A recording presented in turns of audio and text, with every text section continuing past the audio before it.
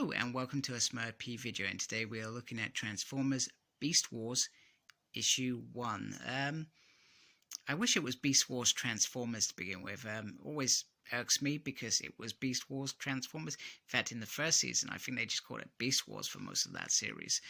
Over here we got Transformers 25 Years, and we got Salvage Landing Part 1, written by Eric Burnham. Art is done by Josh Busham, and that is done by Jake M. Wood, and this is IDW.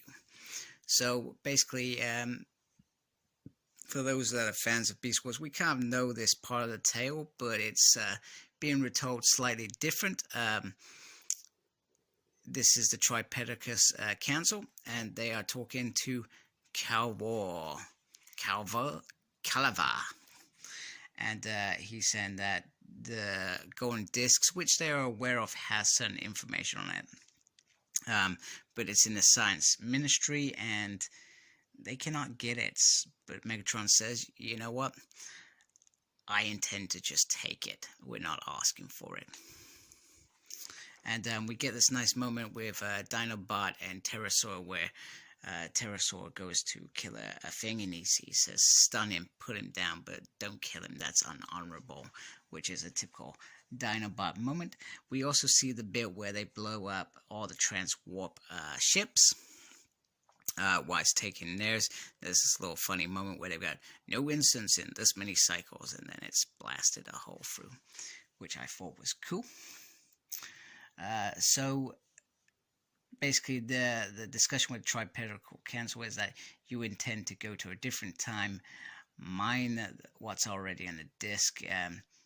You won't have our permission for that. He says, I don't need your permission, I've already done it. And as of today, my name is Megatron. So they continue talking as they do, and there has been an incident elsewhere, which is very, very nice. Meanwhile, on the Axelon, we've got Optimus and Rhinox sparring, and there's a little bit of a joke about being cybernetic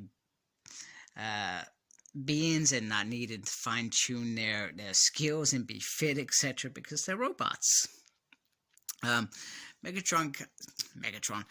kind of gripes a little bit about being on this ship, which is with a skeleton crew, taking performs across the thing. He wants to be on a peacekeeper ship and have a bit of action.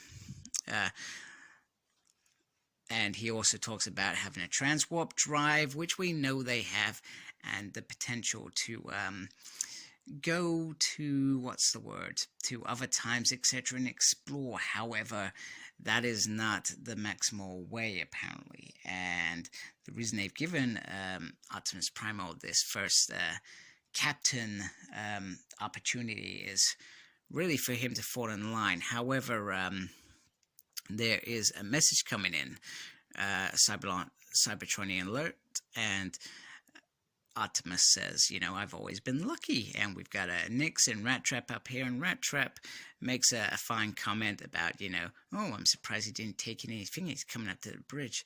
And the channel's still open, much to Rat Trap's dismay. So Ironhide is on the blower. I'm not sure whether that's G1 Ironhide, but we remember there is an Ironhide that formed part of Magnaboss in the toys of Beast Wars that were released. And Optimus guesses they want us to go after them because they are the only ship that is transwarp. And the bad guys are coming out quite quickly. So let's get ready. And they are in, and basically they're talking about getting weapons ready as a form of defense, because when this goes down, it's gonna be quick. And they're maneuvering and all sorts. Megatron and his side realize that they've got a bogey and decide to try and take out the Axelon. However, that does not work. So they start looking to go off to fire the transwarp drive, etc., which they do, and Artemis says, "We can't lose them. Can you keep track of them?" And NYX or Nynx, whatever you want to call her, says she can, and she can pilot through this. However, it's going to be quite difficult, but they've tethered to this thing, and eventually they follow through. The Predacons, not Decepticons, realize that they are doing this, much to their dismay, and it's quite impressive. However, you know, Pterosaur says, "Oh, we should just blast them," and it's like, you can't blast them on space. You could destroy us as well. We also get this other bot here called Scold, who's thrown into the mix, which is quite interesting because more bots, maybe more destruction. Who knows? So they come flying through the portal, as you can imagine, and as you can imagine, they start blasting over. Nynx here, I think that's what she's called, comes up with a plan, one that Rat Trap is not going to find, and they ram into, I'm trying to think what the Decepticon, damn it, what the Predacon ship was called. I really cannot remember. However, Megatron wants Waspinator to try and free it. However, that is not happening. They are going down, and they are going fast. So they release all the status pods, which happens in the first one. I guess the only difference here is they've made a point to, it wasn't shooting at each other that led to them falling to the ground. It was a different kind of thing, which is cool. It works for me. So as you can imagine, the usual stuff happens. I do love this moment. You got Waspinator pretty much ripped to pieces. And I've got to say, I love this. This is very cool. Them picking up all their different, protoforms, whatever. Alt modes, that's it. Or beast modes, sorry. So, one of them has wings, one of them is a rat, one of them is an ape, and Artemis Prime was a bit confused to try and understand it, and however, they learned that too much energon will lead to energon poisoning, so the beast modes protect them, which is what we knew. Then we get Megatron and Tyrannosaurus talking, and he talks about the disc, and the disc gave a location that is rich with energon, and energon they are going to need if they want to go and take the war back home to the Maximals. That was the whole original plan or agenda, which is nothing new to Beast Wars fans.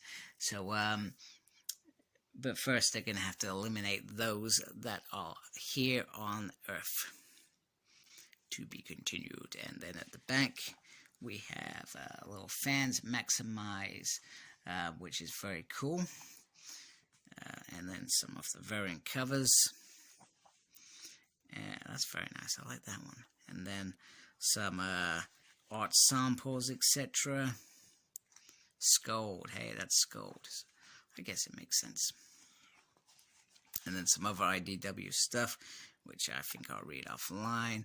And some dark sides. And here is some little close-ups on their size comparisons, which I like. It does have a very animated feel to this, I've got to admit. Very animated size. So, oh, I love that on the back. That is very cool.